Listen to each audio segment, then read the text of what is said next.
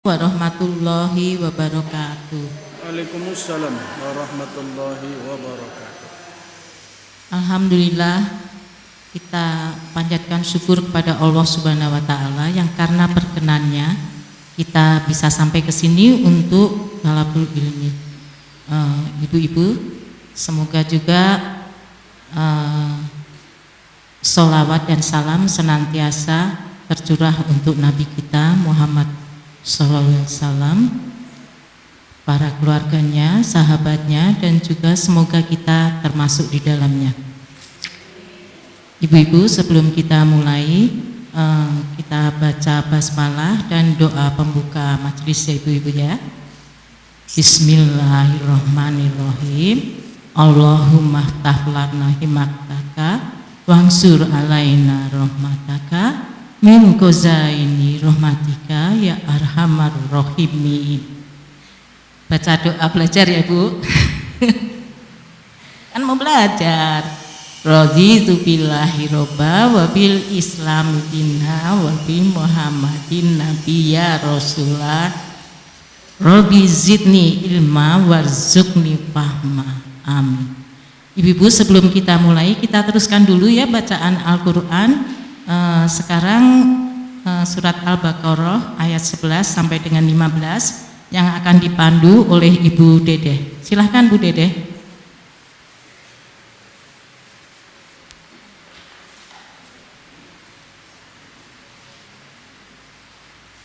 Assalamualaikum warahmatullahi wabarakatuh. Waalaikumsalam warahmatullahi wabarakatuh. Ibu-ibu, satu acana ieu pengawasan di kawitan, mangga urang sami-sami ngawaskeun heula surat Al-Fatihah. Teras engke dilanjut ke surat Al-Baqarah ayat 11 dugi ka 15. Mangga urang di kawitan. A'udzu billahi minasyaitonir rajim. Bismillahirrahmanirrahim. Alhamdulillahi rabbil alamin. Ar-Rahmanir-Rahim. Maliki yaumiddin. Iyyaka na'budu wa iyyaka nasta'in. Ihdinas siratal mustaqim. Siratal ladzina an'amta 'alaihim ghairil maghdubi 'alaihim waladdallin. Amin. A'udzu billahi minasyaitonir rajim. Bismillahirrahmanirrahim. Wa idza qila lahum ala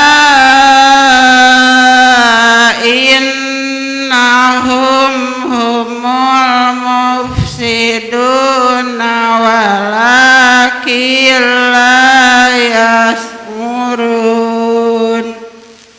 Wa idza qila lahum aminu kama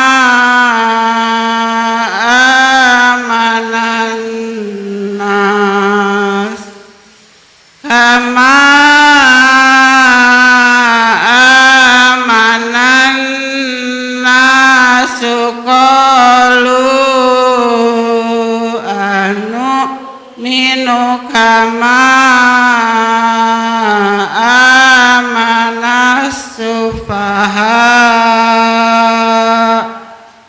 Ala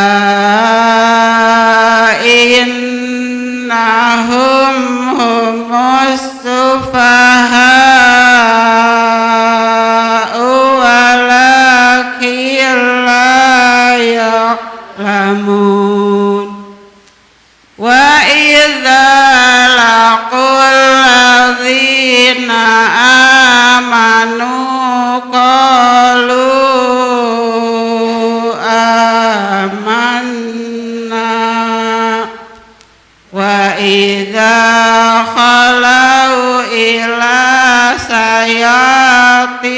dinihim qalu inna ma'akum qalu inna ma'akum innama nahnu mustahzi'un Allahu yastahzi'u bihim wa yamudduhum fi tughyanihim ya'mahun Sadaqallahul azim. Aku berlindung kepada Allah dari godaan setan yang terkutuk. Dan apabila dikatakan kepada mereka, janganlah berbuat kerusakan di bumi, mereka menjawab, sesungguhnya kami justru orang-orang yang melakukan perbaikan. Ingatlah, sesungguhnya merekalah yang berbuat kerusakan, tetapi mereka tidak menyadari.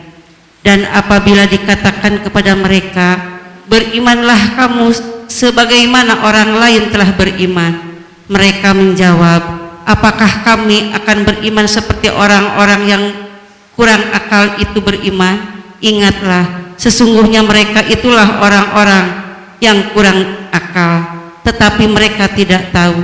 Dan apabila mereka berjumpa dengan orang yang beriman, mereka berkata, kami telah beriman. Tetapi apabila mereka kembali kepada setan-setan para pemimpin mereka, mereka berkata, sesungguhnya kami bersama kamu, kami hanya berolok-olok. Allah akan memperolok-olok mereka dan membiarkan mereka terombang-ambing dalam kesesatan. Maha benar Allah dengan segala firman. Terima kasih Bu Dede. Alhamdulillah kita sudah baca ya, walaupun sedikit, semoga bacaan kita menjadi syafaat kelak menemani kita di alam barzakh dan yaumil akhir. Ibu-ibu, kita mulai taklim kita hari ini ya. Silakan Pak. Bismillahirrahmanirrahim. Assalamualaikum warahmatullahi wabarakatuh. Alhamdulillahilladzi anzala al-Qur'ana hudan lil muttaqin وأرسل رسوله رحمة للعالمين صلاة وسلاما على سيدنا ومولانا محمد صلى الله عليه وسلم وعلى آله وأصحابه ومن اتبعه إلى يوم الدين اللهم ارزقنا فهم النبيين وحفظ المرسلين وإلهام الملائكة المقربين. Majelis Ummahat Darussalam yang Allah muliakan, kita lanjutkan pengajian kita.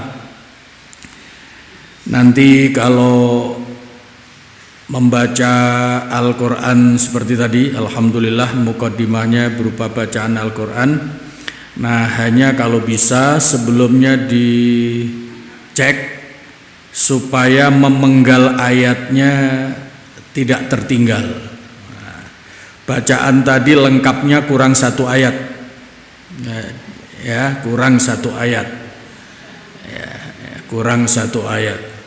Jadi ayat, ya perhatikan ayat 8, ya ayat 8 itu mulai bicara tentang orang munafik, rangkaiannya ya, ayat 8 itu.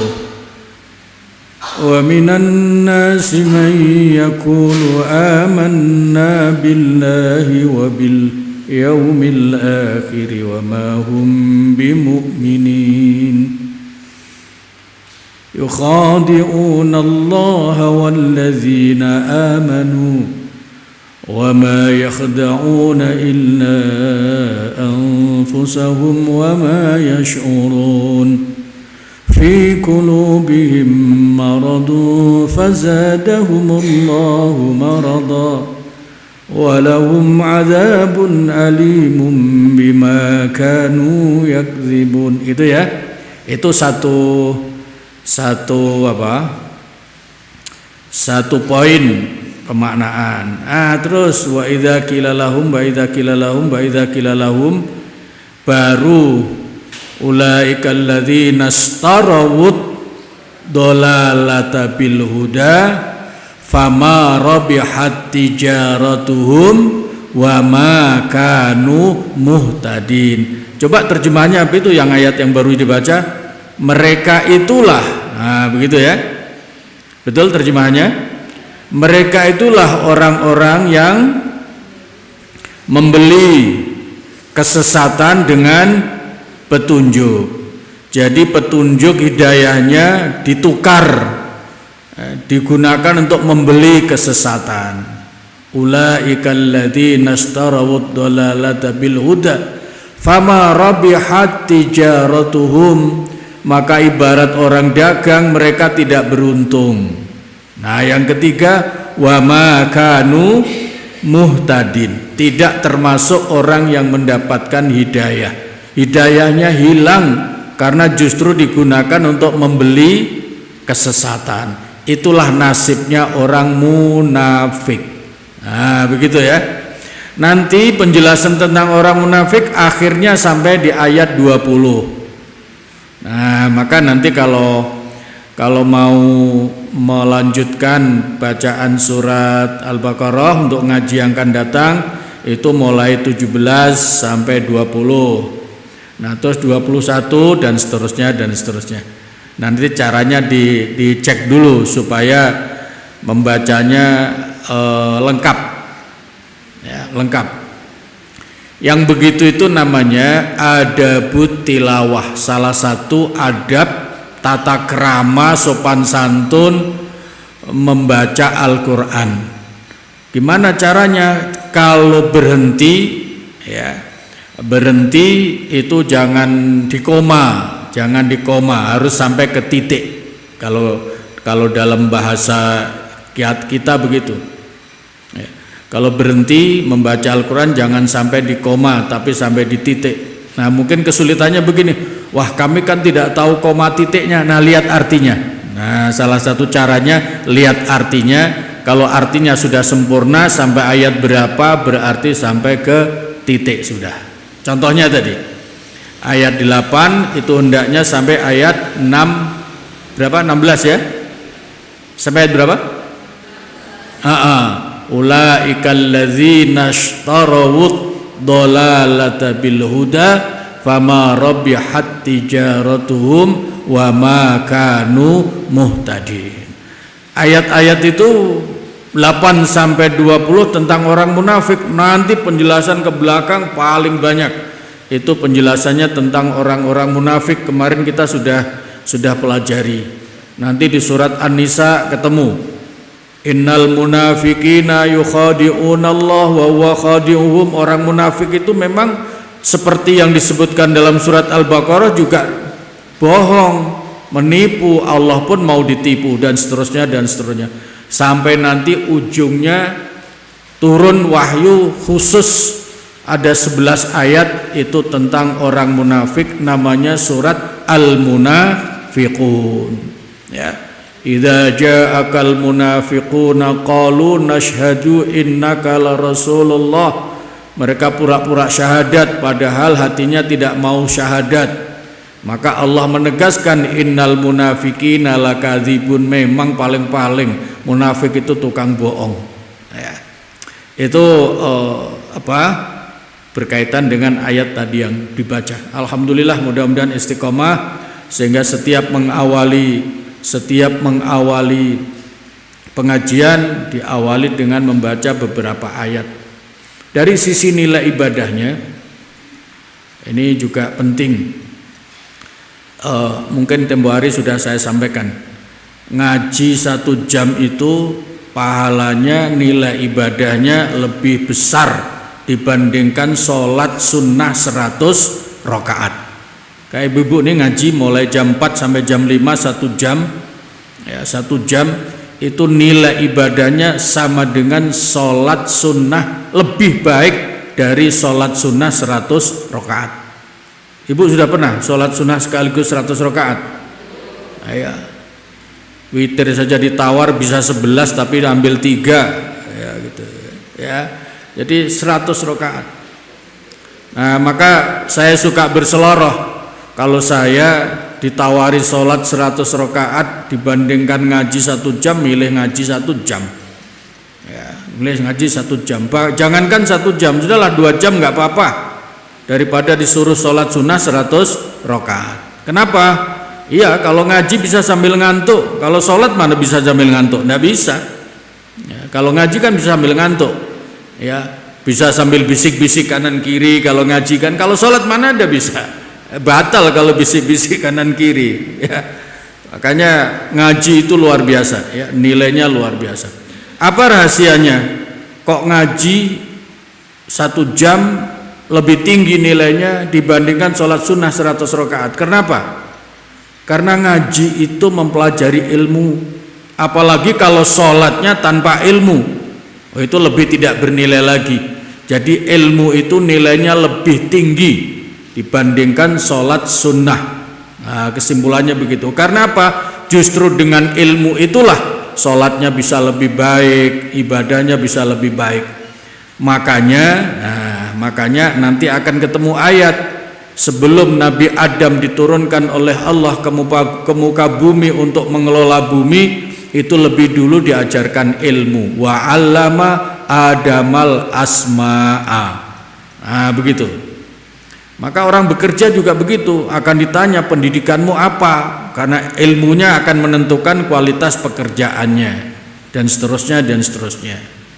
Maka kalau orang tidak sekolah kemudian tiba-tiba punya jabatan tinggi, nah itu masalah itu namanya nasib gitu ya. Itu ibu-ibu aja yang milih itu ya. Baik, kita lanjutkan keutamaan zikir la ilaha illallah yang keberapa sekarang? Yang kelima ya. Supaya tidak kehilangan arah, susunan ilmunya bahwa setiap orang sangat mendambakan husnul khotimah, karena husnul khotimah itu tiket menuju surga. Nah, jalannya ada 2, istiqomah dalam ketakwaan dan istiqomah dalam zikrullah. Siapa yang istiqomah dalam takwa, maka kapanpun dimanapun wafat dalam keadaan takwa, dan itulah husnul khotimah ya. Siapa yang istiqomah zikir la ilaha illallah, maka kapanpun dimanapun dia wafat akan akhir hayatnya la ilaha illallah, dan itu artinya husnul khotimah, maka jaminannya masuk surga.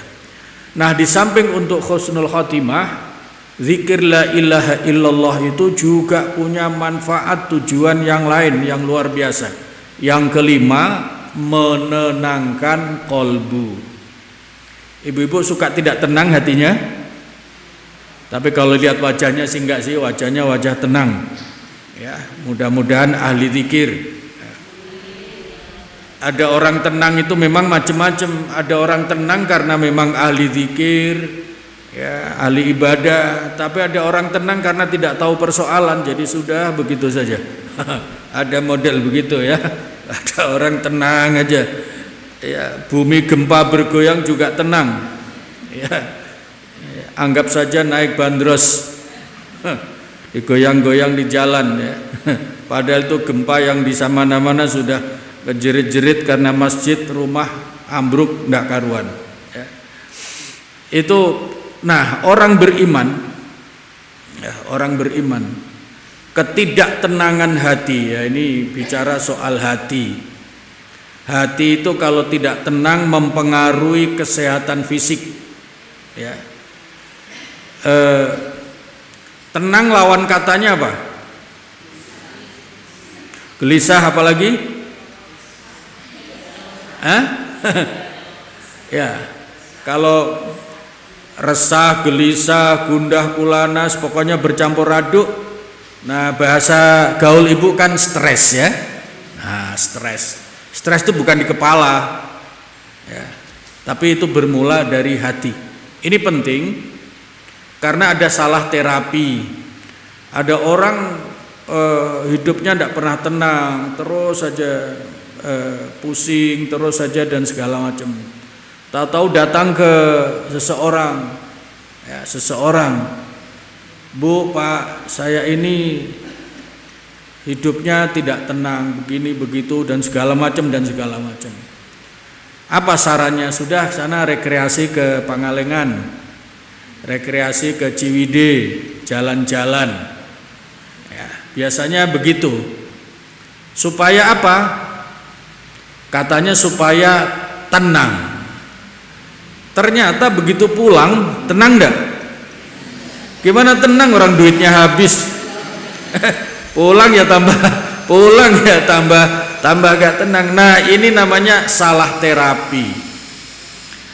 Kalau rekreasi, dengarkan musik, ya, main gadget dan segala macamnya, itu bukan untuk menenangkan diri, tapi untuk menyenangkan. Dengarkan lagu, senang. Senang lawan katanya apa? Susah. Kalau orang susah memang harus dibuat senang. Tapi kalau orang stres harus dibuat tenang, bukan senang. Nah, caranya berbeda. Kalau orang susah harus disenangkan, oh banyak, bisa nyanyi, bisa segala macam.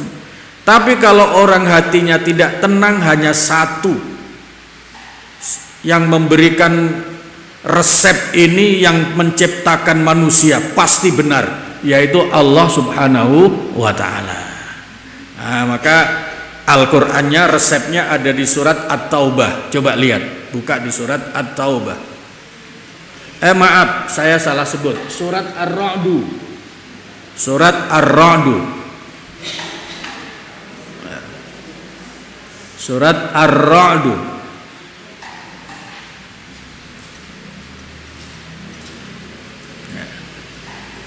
Ini penting karena tidak ada orang yang terbebas dari stres, walaupun kualitas stresnya berbeda-beda, ya.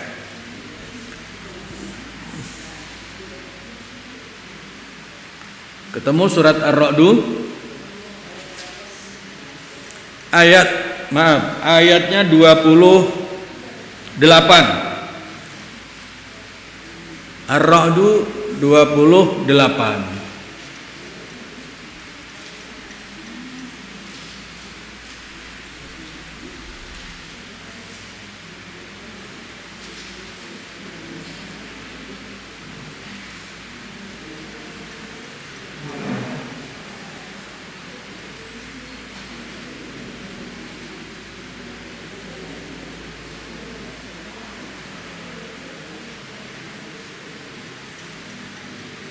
Ketemu 28. Alladzina apa?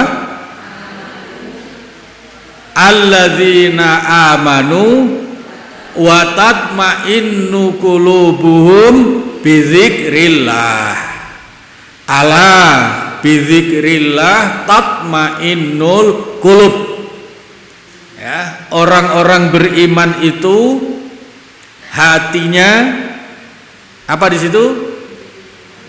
Mutmainnah, tumakninah, tenang.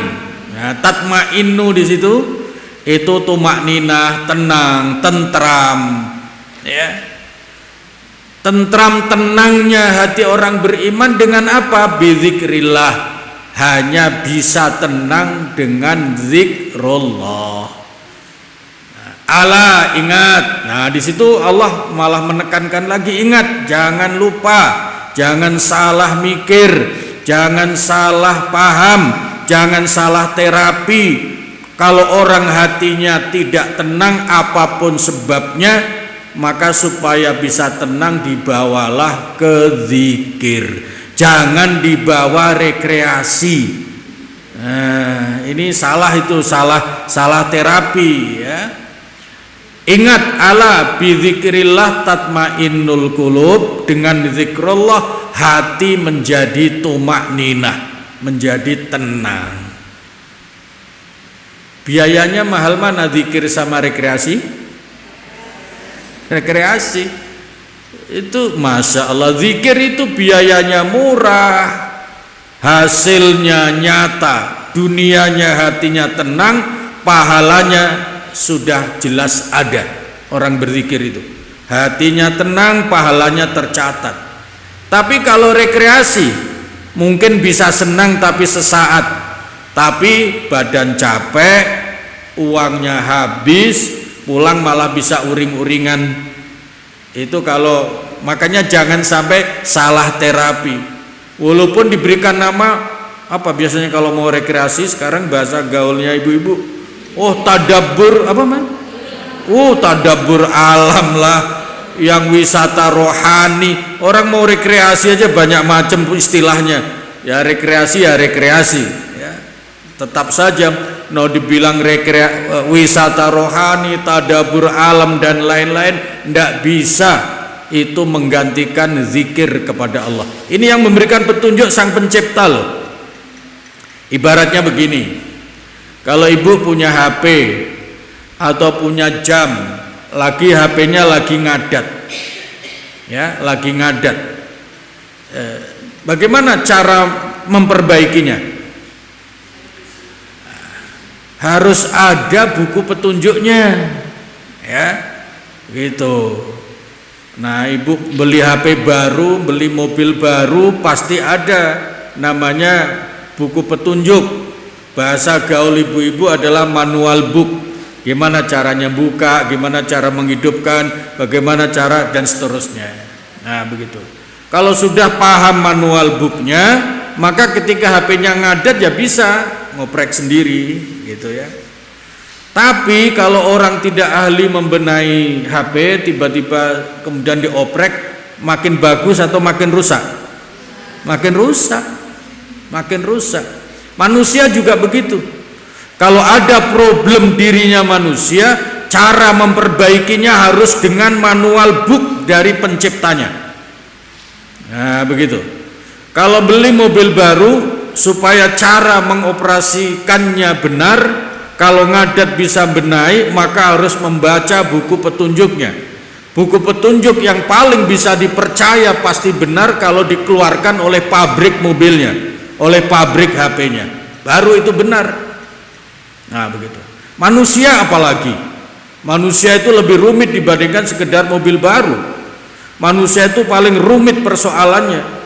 Maka Allah Maha Rahman, Maha Rahim, Maha Bijaksana. Karena manusia itu rumit, maka kalau error, kalau ada masalah, cara memperbaikinya harus dengan manual book, buku petunjuk yang diciptakan sendiri oleh penciptanya, yaitu Allah Subhanahu wa Ta'ala. Maka itulah Al-Quran, sehingga hudan lil muttaqin. Jadi kalau ibu-ibu punya masalah, masa HP-nya bermasalah, dibawa ke tukang sol sepatu, jadi apa kira-kira? Nah, ini bukan merendahkan tukang sol sepatu, bukan, tapi justru ini adalah akan menjadi rusak karena tidak pada ahlinya. Manusia ciptaan Allah, maka kalau manusia ada kerusakannya, ada errornya, maka cara memperbaikinya harus dengan buku petunjuk, manual book yang diciptakan sendiri oleh penciptanya, yaitu Allah Subhanahu wa Ta'ala. Kalau yang menciptakan penciptanya pasti benar. Sama dengan ibu membeli mobil baru. Kemarin siapa yang beli mobil baru? Bu Dede beli mobil baru. Nah itu manual booknya pasti ada. Nah kalau ada masalah buka di situ, oh begini begitu dan segala macamnya. Nah ada orang yang males membuka manual booknya, akhirnya sudahlah gimana saja bengkel. Nah ini sama dengan orang yang punya problem dirinya, dia tidak mau baca Al-Quran, nggak bisa memperbaiki sendiri. Akhirnya apa kata orang? Nah orang ini padahal belum paham sepenuhnya dengan problemnya, tambah kacau. Oleh karena itu ngaji dan ngaji, supaya kalau ada masalah kita bisa terapi. Gimana sih firman Allah, bagaimana petunjuk Allah? Nah salah satunya ini ayat 28 surat Ar-Ra'd. Kalau hati gelisah, jangan orang sekelilingnya jadikan sasaran gitu ya. Kalau hatinya sedang susah, sedang stres, sedang segala macam, nah tidak tahu cara terapinya. Padahal terapinya gampang. Kalau lagi stres, lagi susah, jangan banyak ngomong, jangan banyak bicara, segera wudhu, gelar sajadah, zikir. Nah, pahalanya dapat, ketenangan dapat, bahkan memperoleh banyak hal yang lain, petunjuk-petunjuk Allah. Alladzina amanu wa tatma'innu qulubuhum bidzikrillah, ala bidzikrillah tatma'innul qulub. Lalu biasanya di sini muncul pertanyaan, loh kok bisa? Zikir kan hanya la ilaha illallah, la ilaha illallah, la ilaha illallah. Lah kok bisa? Cuman baca begitu saja kok bisa tenang? Siapa yang memberi ketenangan? Allah. Jawabannya benar. Tahu dasarnya? Dari mana ibu tahu ilmunya bahwa yang memberi ketenangan Allah? Nah gitu kan. Dengar-dengar. Sekarang baca ya supaya paham. Allah yang memberikan ketenangan. Jadi jangan minta ketenangan kepada orang lain.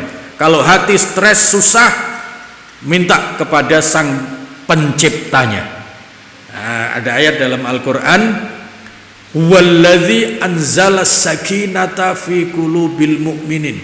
Dialah Allah yang menanamkan, menciptakan, memberikan ketenangan di hati orang-orang beriman. Itu coba dibaca di surat Al-Fatah ya. Ya. Al-Fatah.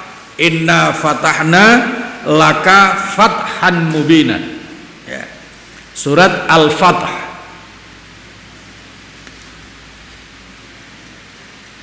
Ibu kalau tertinggal nyatetnya, kalau kurang paham tanya lo ya. Jangan sampai tadi sepertinya ngajinya bagus. Gimana Bu? Saya nggak sempat nyatet. Jangan sampai begitu. Ya, jangan sampai begitu. Ya, jadi ngaji ini kan tidak diburu apa-apa. Jadi pelan-pelan supaya ilmunya ketangkep, catatannya lengkap. Nah, sehingga nanti kalau sampai rumah bisa cerita kepada keluarga. Nanti tiba-tiba di rumah bikin pengumuman mulai saat sekarang siapa yang stres tidak usah rekreasi. Ada cara yang lebih mudah, lebih murah tapi manjur, banyak zikir kepada Allah. Ketemu surat Al-Fatah. Al-Fatah. Inna fatahna laka fathan mubina. Coba lihat ayat 4. Ayat 4, huwallazi, benar ya? Huwallazi anzalas sakinata fi qulubil mu'minin. Coba baca terjemahnya. Tadi ibu yang baca terjemah, suaranya bagus, nadanya bagus. Dialah huwallazi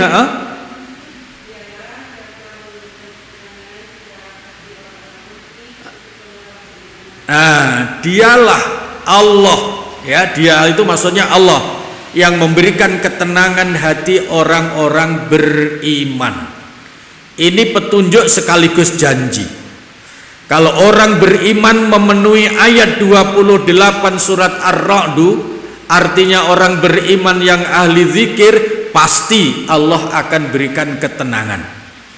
Nah, kalau sudah tahu ilmunya tinggal ibu-ibu percaya apa tidak. Kalau tidak percaya kebangetan, karena ini yang memberikan petunjuk Allah dalam Al-Quran. Kalau sudah percaya ya tinggal ibu-ibu, tinggal mau melaksanakan apa tidak, gitu ya. Ibu pernah sakit ya? Ada yang pernah sakit? Setelah sakit kemudian ke dokter ya, ke dokter. Dokternya biasanya dokter yang paling dipercayai ya. Terus sampai di dokter diberikan obat, betul ya?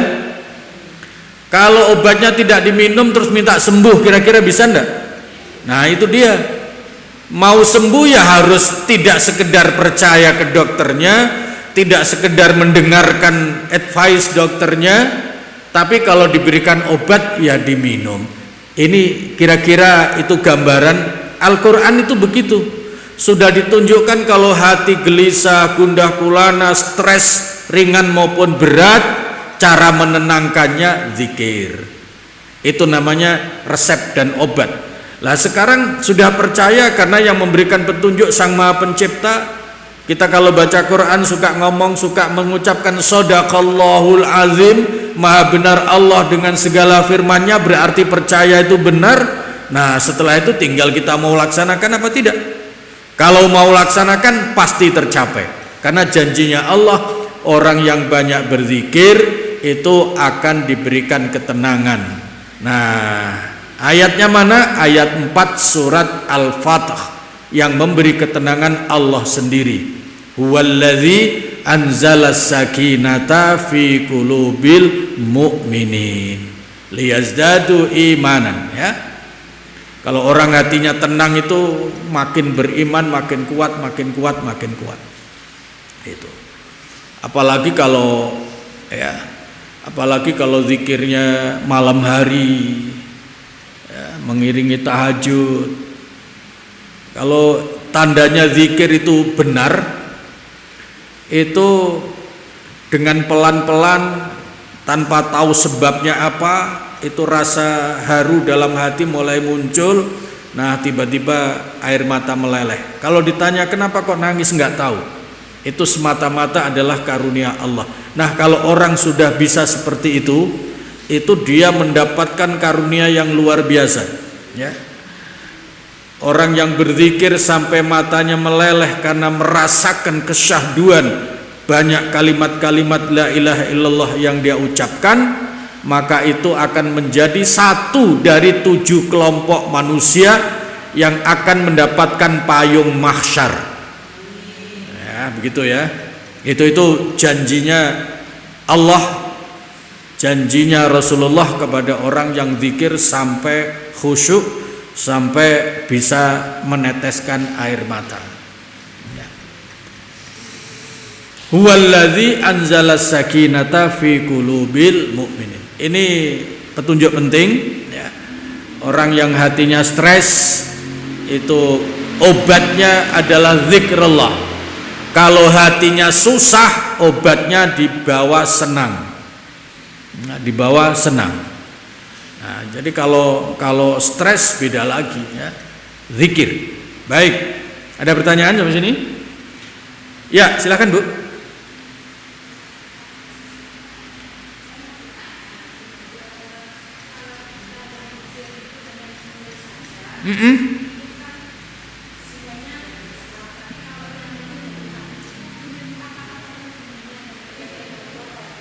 Ya. Ya, supaya jelas orang bertanya itu berarti sedekah ilmu. Sedekah ilmunya dari mana? Nanti dari jawabannya untuk semua, bukan hanya untuk yang bertanya. Nah, supaya jelas diulang Bu. Ya. Ya. Terima kasih atas kesempatannya Pak. Ya. Assalamualaikum warahmatullahi wabarakatuh. Waalaikumsalam warahmatullahi. Untuk berzikir itu yang kalau dari mulut insya Allah itu kan semuanya bisa. Ya, kalau zikir hanya dengan lisan, ya, itu semua bisa. Ya. Tapi jika kita menginginkan zikir itu benar-benar dari hati, apakah itu diperlukan hidayah dan bimbingan dari Allah? Ya. Kalau memang diperlukan, bagaimana kita untuk mendapatkan hidayah bimbingan Allah Subhanahu wa taala itu, Pak? Terima kasih. Baik. Assalamualaikum warahmatullahi wabarakatuh. Sederhana. Zikir itu, nah ini jadi bicara tentang lebih dalam lagi, namanya ilmu zikir, ya. Zikir itu ada dua, ya, ada dua, bahkan ada yang menyatakan ada 3, ya. Satu, zikir bil qalbi, zikir dengan hati, ya. Jadi hatinya yang berzikir la ilaha illallah, la ilaha illallah, tapi lesannya tidak ada suara. Nah, ini zikir dengan kolbu. Karena zikir bil kolbi, zikir dengan kolbu itu, ya, orangnya tidak ada yang mendengar, tidak ada yang terucap. Nah, tidak bisa didengar, tidak bisa terucap, itu namanya rahasia. Rahasia itu bahasa Arabnya khafiyun atau sirrun. Sirrun atau khafiyun itu artinya rahasia atau tertutup. Maka zikir dengan hati itu disebut zikir sirri. Bukan kawin siri ya, zikir sirri, zikir khafi. Zikir dengan hati, karena hati itu dalamnya laut bisa diduga, hati manusia siapa yang tahu. Karena tidak ada yang tahu, maka itu rahasia, tertutup. Nah, rahasia dan tertutup bahasa Arabnya, bahasa Al-Qur'annya sirrun dan khafiyun. Nah, maka zikir dengan hati itu juga disebut zikir sirri, zikir khafi. Itu satu ya. Yang kedua, zikrun bil lisan. Nah, ini tadi dikatakan oleh Ibu, semua orang bisa, tapi tidak semua orang mau. Jadi saya ingin nambahi kalimat berikutnya. Orang yang zikir la ilaha illallah, semua orang bisa, tapi belum tentu semua orang mau. Nah, begitu ya. Nah, karena zikir la ilaha illallah dengan suara itu kedengaran, nyata, maka zikir bil lisan itu disebut zikir jahri. Sama dengan bacaan Al-Qur'an ya. Kalau imam baca, kalau maghrib, isya, subuh bacaannya jahar, jelas, gamblang, bisa didengar. Bismillahirrahmanirrahim. Alhamdulillahi rabbil alamin. Ar-Rahmanir-Rahim. Maliki yaumiddin. Iyyaka na'budu wa iyyaka nasta'in. Ihdinas siratal mustaqim. صراط الذين أنعمت عليهم غير المغضوب عليهم ولا الضالين. Maka makmumnya amin. Itu namanya bacaan jahar. Maksudnya jahar kedengaran yang lain. Zikir juga begitu. Makanya tidak ada orang jamaah zuhur ya, jamaah zuhur imamnya tidak kedengaran bacaannya, tiba-tiba makmumnya amin ya, itu pasti heboh aja jamaah itu ya. Ya, karena kalau tidak kedengaran namanya sirri, kalau kedengaran namanya jahri, jelas. Itu zikir la ilaha illallah. Itu zikir yang kedua. Yang ketiga, kalau tadi zikir bil qalbi, yang kedua zikir jahri bil lisan, ada yang ketiga zikir bil arkan, artinya dengan gerakan anggota badan. Maksudnya apa? Amal soleh. Nah, setiap orang yang mengerjakan amal soleh itu sebetulnya dia sedang berzikir kepada Allah dengan menggunakan anggota tubuhnya. Sedekah, sholat, itu gerakan-gerakan. Bukan zikir bil arkan itu yang goyang, bukan itu ya. Tapi zikir bil arkan itu dengan amal nyata. Nah, itu paling tepat ya. Amal nyata, amal soleh itu bagian dari zikir. Itu yang kedua tadi pertanyaannya, kalau zikir bil lisan apakah perlu bimbingan? Orang kalau zikir la ilaha illallah ya, dipahami dulu kalimatnya la ilaha illallah, tidak ada Tuhan selain Allah. Bagaimana caranya supaya hatinya ikut berzikir? Nah, kalimat tadi dibaca, kemudian dirasakan, yang ngomong itu hati. Cara latihannya gampang. Cara latihannya lesannya ibu biasa membaca dengan hati? Kalau ibu membaca, suka membaca apa biasanya? Ya, baca resep, baca segala macam kan tidak harus dengan suara lantang kan? Ini garamnya sekian, wortel, nah kan nggak dibaca, kan itu cukup dengan hati. Jadi justru di situ letaknya. Nah zikir begitu, lesannya tutup, kemudian hatinya yang diajak zikir. La ilaha illallah, la ilaha illallah, la ilaha illallah. Nah itu nanti lama-lama hatinya ikut berzikir. Nah kalau hatinya sudah ikut berzikir, nah ini zikir yang luar biasa, ini zikir yang dahsyat. Ya, perhatikan, manusia itu perilakunya dipengaruhi hatinya. Jelas ya?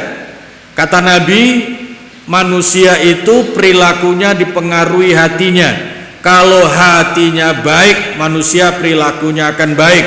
Kalau ada manusia perilakunya buruk, ucapannya buruk, prasangkanya buruk, kelakuannya buruk, itu menandakan hatinya buruk.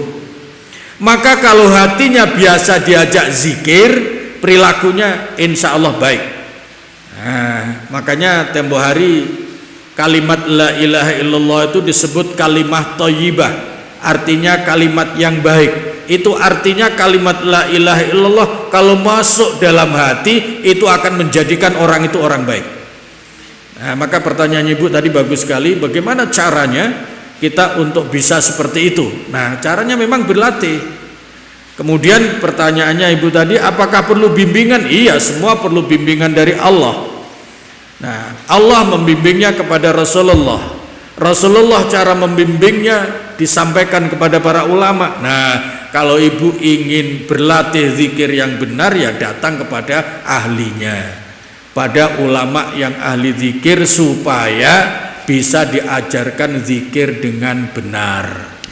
Nah, salah satunya tempo hari sudah sedikit saya sampaikan, kalimat la ilaha illallah itu ada dua bagian. Paham ya? La ilaha satu bagian, illallah satu bagian. La ilaha namanya kalimat nafi yang artinya meniadakan, illallah itu namanya isbat, kalimat yang meneguhkan. Jadi dengan zikir la ilaha illallah, karena yang kita ajak zikir itu hati, nah maka ketika mengucapkan la ilaha illallah itu maksudnya membuang semua ilah yang ada di hati, kemudian setelah kosong diisi dengan illallah, hanya Allah. Apa maksudnya? Supaya hatinya itu isinya hanya Allah, Allah dan Allah. Allah itu maha baik. Kalau hati manusia sudah berisi yang maha baik dengan zikir Allah, Allah, Allah, maka keluarnya akan kebaikan-kebaikan. Tapi kalau hatinya tidak diisi dengan zikir, maka akan diisi oleh hawa nafsu. Kalau diisi hawa nafsu selalu ngajak yang buruk. Nah, maka akan keluar keburukan-keburukan. Paham ya sampai sini? Nah, jadi itu kalau dalam ilmu zikir ini masih bisa panjang, bisa 3 bulan menjelaskannya. Mengosongkan dengan kalimat la ilaha itu namanya takhalli. Jadi dalam zikir itu tujuan yang paling pokok itu ada 3T ya. 3T, ada istilah 3T. Ini tambahan pengetahuan. Zikir la ilaha illallah itu ada 3T prosesnya ya. T yang pertama namanya takhalli, mengosongkan hati dari ilah, semua ilah. La ilaha, tidak ada ilah. Nah, kemudian setelah takhalli kosong, lalu tahalli, diisi yang maha indah, yaitu Allah, illallah. T yang kedua namanya tahalli. Tempo hari saya contohkan gelas kena kerak kopi ya. Nah, begitu. Tempo hari juga saya contohkan akuarium Kacanya apa? Airnya keruh, maka ikan yang indah tidak tampak. Supaya ikan yang indah itu tampak di akuarium, maka airnya harus jernih, kacanya harus jernih. Manusia juga begitu. Supaya manusia itu muncul kebaikannya, jernih pikirannya, jernih pandangan matanya, jernih cara berpikirnya, ya, maka harus dibikin jernih, yaitu dengan cara memasukkan yang maha suci, zikir la ilaha illallah. Baru tajalli, T yang ketiga. Tajalli itu penampakan, ya, penampakan. Kalau sudah hati dikosongkan, ilah-ilah yang dalam hati, ilah dalam hati itu macam-macam. Ya, ada ilah yang dipertuhan, jabatan, kecantikan, kekayaan, popularitas, semua selain Allah itu namanya adalah kotoran-kotoran dalam hati. Ya. Ya. Ditakhalli dengan kalimat la ilaha. Kemudian ditahalli setelah kosong diisi dengan yang maha indah, yang maha indah. Banyak yang indah tapi yang maha indah hanya Allah. Maka kalimat la ilaha illallah itu disebut kalimah thayyibah, kalimah yang terbaik, kalam suci. Nah, tahalli. Kalau sudah isi hatinya itu Allah maha suci, maha indah, maka keluarnya juga yang indah-indah, namanya tajalli. Penampakan seseorang, perilaku, pikiran, sorot mata, ucapan, itu semua tergantung bersih tidaknya hati. Itu 3T. Nah, makanya bisa kalau mau efektif tanya kepada yang ahli zikir. Itulah yang kemudian ada disebut thariqah. Nah, tarekat-tarekat itu ada thariqah-thariqah itu sebetulnya latihan berzikir. Zikirnya ya seperti yang ibu sudah lakukan itu, la ilaha illallah. Tapi karena dibimbing oleh guru itu biasanya lebih efektif. Tapi apakah harus dibimbing? Tidak. Asal punya ilmunya, lakukan. Nah, seperti tadi itu, zikir la ilaha illallah. Tambahan sedikit. Secara anatomi tubuh, posisi hati manusia ada di mana? Ada di mana? Ada sebelah kiri dada, sebelah kiri bawah. Itu posisi anatomi hati manusia, itu ada di dada sebelah kiri. Ya, ada di dada sebelah kiri. Itu. Nah, makanya kalau orang berzikir itu la ilaha, itu biasanya sebagai isyarat saja, membuang semua ilah itu nengoknya ke kanan. La ilaha illallah. Ke kirinya illallah, maksudnya mengisi hati dengan Allah. Ya, gitu ya, dengan Allah. Itu penjelasan Imam Al-Ghazali. Nah, dari situ kemudian karena terbiasa zikir pakai isyarat, jadilah seolah-olah goyang kepala. La ilaha illallah, la ilaha illallah. Itu hanya kebiasaan saja.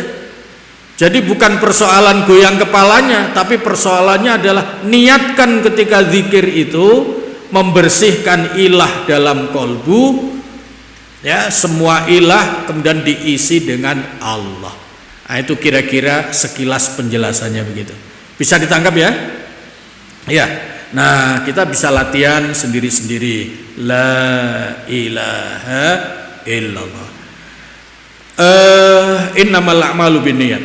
Kalau ibu-ibu berzikir, latihan zikir, niatnya membuang kotoran-kotoran hati, membersihkan kolbu, lalu mengisinya dengan Allah yang maha suci, Allah pasti beri, karena niatnya seperti itu. Maka yang penting di situ, kalau zikir jangan sekedar, walaupun ini sudah bagus, zikir untuk apa? Ya biar dapat pahala, itu sudah bagus ya. Tapi ada yang lebih bagus lagi, di samping pahala juga punya hikmah, yaitu membersihkan kolbu. Maka dengan cara niat ya, zikirnya sekaligus niat membersihkan hati.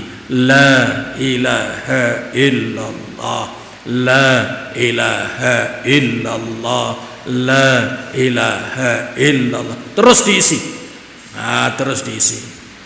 Tempo hari sudah saya contohkan ya, walaupun ibu mungkin belum mempraktekkan. Kalau perlu praktekkan lah. Kalau gelas itu kotor, sisa kopi, kemudian supaya bersih, tapi dengan syarat tidak boleh dikocrek, tidak boleh ditumpahkan, ya, tapi tetap dalam posisinya. Caranya bagaimana? Caranya bagaimana? Caranya dikocor air yang deras, gitu. Nah, maka sisa kopi yang sudah 3 minggu mungkin lupa, disimpan-simpan kemudian lupa sehingga menjadi keras.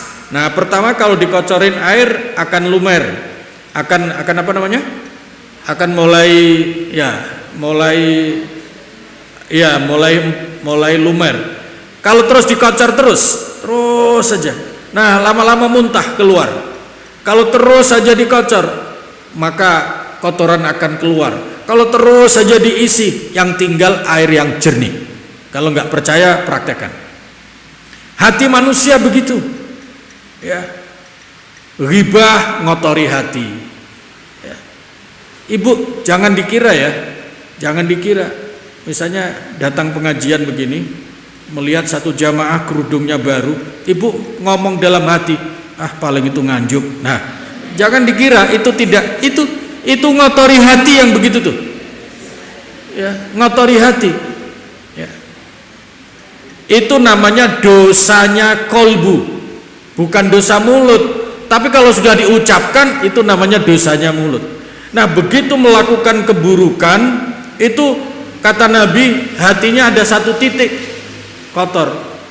Nah, celakanya tidak sadar, terus saja dilakukan begitu. Akhirnya hati kotor, tidak sadar, mengerak.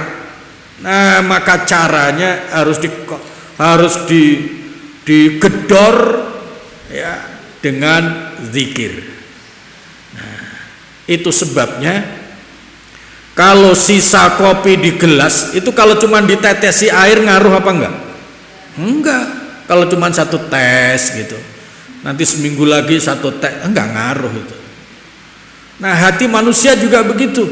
Hati manusia itu kalau sudah keras melebihi batu, melebihi besi, maka caranya supaya lembut, maka harus digedor dengan keras. Itu sebabnya ada orang yang berzikir sampai dengan suara yang menggetarkan begitu, la ilaha illallah, la ilaha illallah, la ilaha illallah, la ilaha illallah. Itu maksudnya bukan gaya-gayaan, enggak. Itu maksudnya melembutkan hatinya. Ya, begitu ya. Kalau begitu supaya sekaligus, ya, lihat 1 ayat lagi, ya. Lihat 1 ayat lagi. Tujuan zikir itu melembutkan hati. Ini lanjutan dari pertanyaan tadi ibu, ya. Berzikir itu salah satunya untuk melembutkan hati, ya, melembutkan hati. Kalau tadi menenangkan hati, ini melembutkan hati. Kalau orang itu hatinya keras, masya Allah, ya, dikasih nasihat ngeyel, ya, diberitahu nggak mendengarkan dan seterusnya, ya, gitu. Lihat surat Az-Zumar, surat yang ke-30 berapa? 9.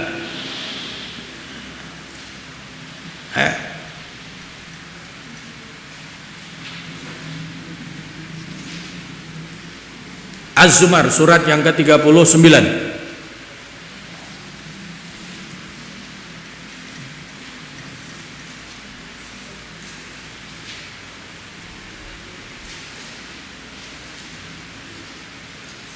Ini lampunya tidak begitu terang. Ibu-ibu enggak usah. Jadi ibu-ibu jelas enggak melihat Qur'annya? Kalau saya alhamdulillah jelas. Ya. Kasihan ibu-ibu kalau melihatnya kurang jelas. Ya, sudah ketemu surat Az-Zumar, lihat ayat 22 coba. Saya takut salah sebut.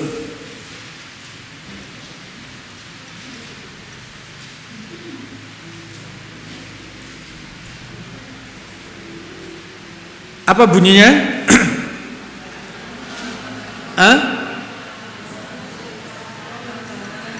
Afaman syarahallahu sadrahu lil Islam fahuwa ala nurin min rabbih. Fawailul, ini ya, ini petunjuk Allah. Fawailul lil qasiyati qulubuhum. Coba dibaca terjemahnya.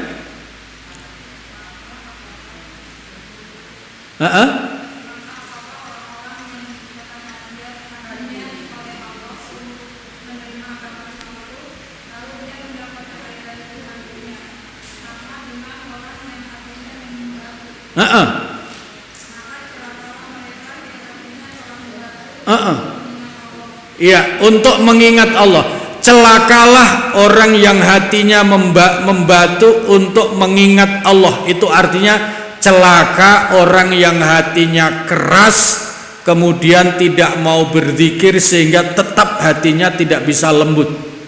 Nah, kalau itu sangat berbahaya. Kalau istilah kita bukan hatinya yang keras. Kalau ibu ngasih tahu pembantu, ngasih tahu siapa saja, berkali-kali dikasih tahu tapi masih begitu aja, nggak berubah, nggak mau ngikuti. Ibu bilang apa? Keras apa? Keras kepala. Keras kepala. Kalau dalam Al-Quran enggak. Kalau kepala keras enggak ada masalah. Yang penting hatinya jangan keras. Kalau hatinya keras, dinasihati tidak mempan. Nah, cara untuk melembutkan harus digedor dengan kalimat yang baik, kalimat la ilaha illallah. Ya, ada pertanyaan?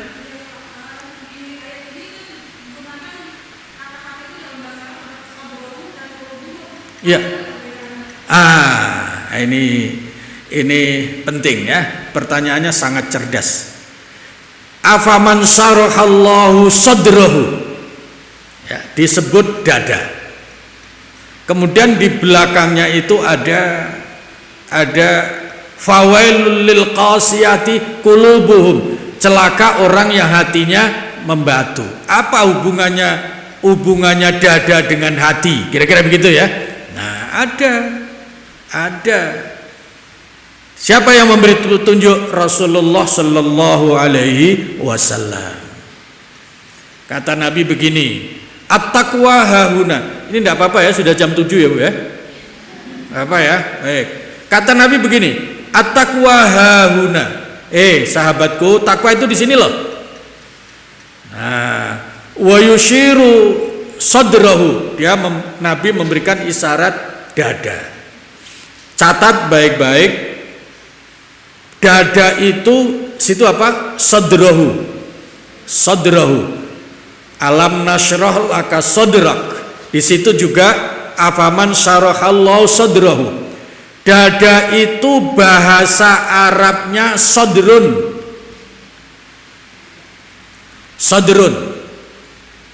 Nah, kira-kira sudah paham sampai di sini? Ya.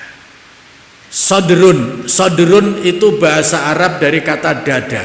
Kenapa dada itu dikatakan sadrun? Sadar. Sadar itu pekerjaan apa? Pekerjaan kepala, kaki, tangan, pundak, atau pekerjaan hati? Sadar itu pekerjaan hati. Orang yang sadar itu pekerjaan hati. Nah, makanya ada hubungannya.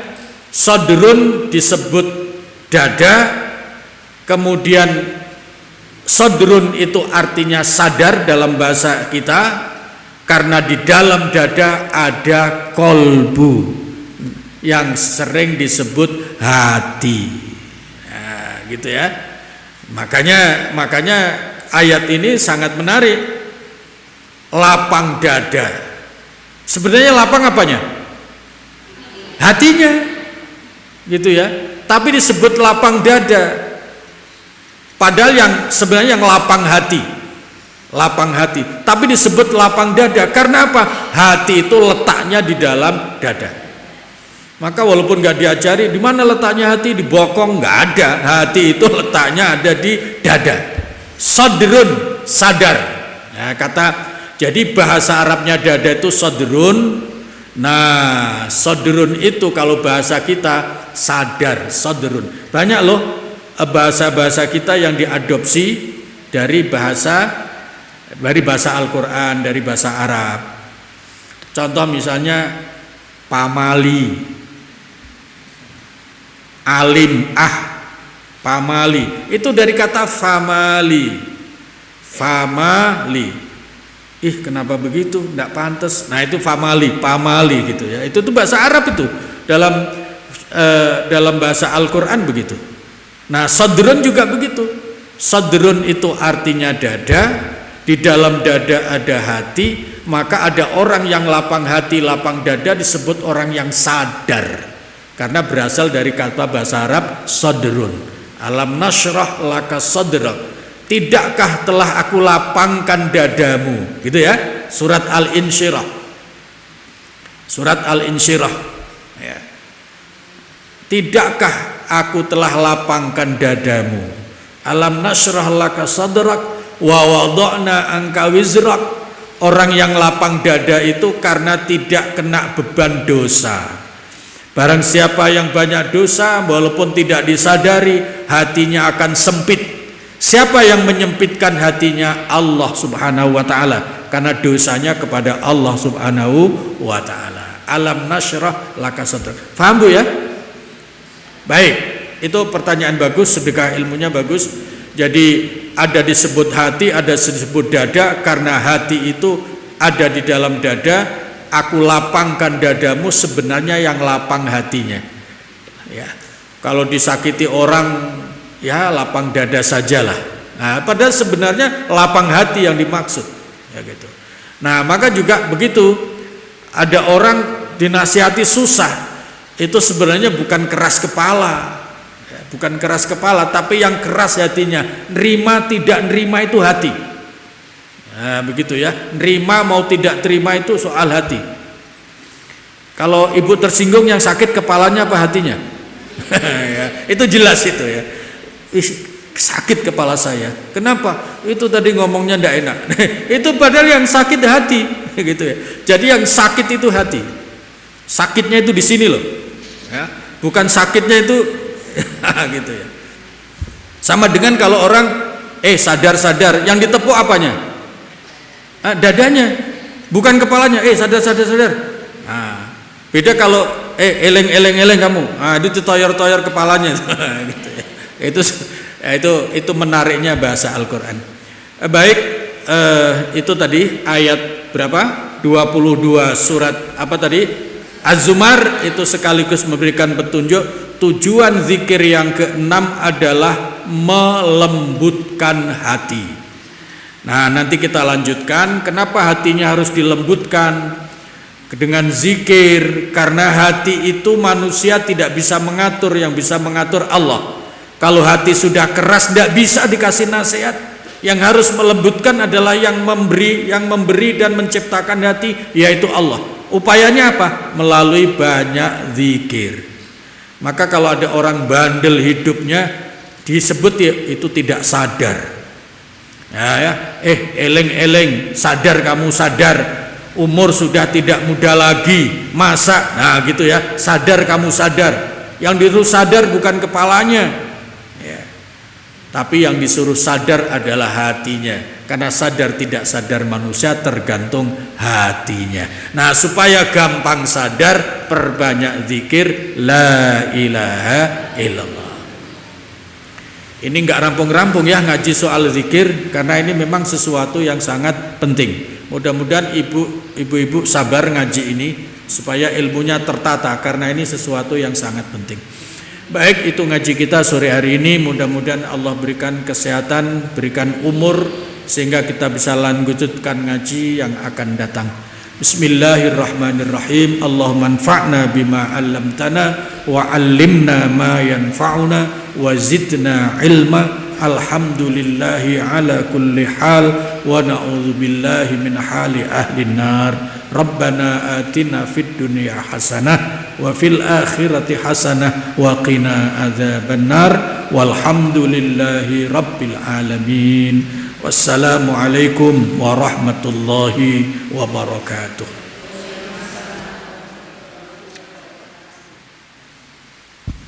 Masya Allah, tabarakallah.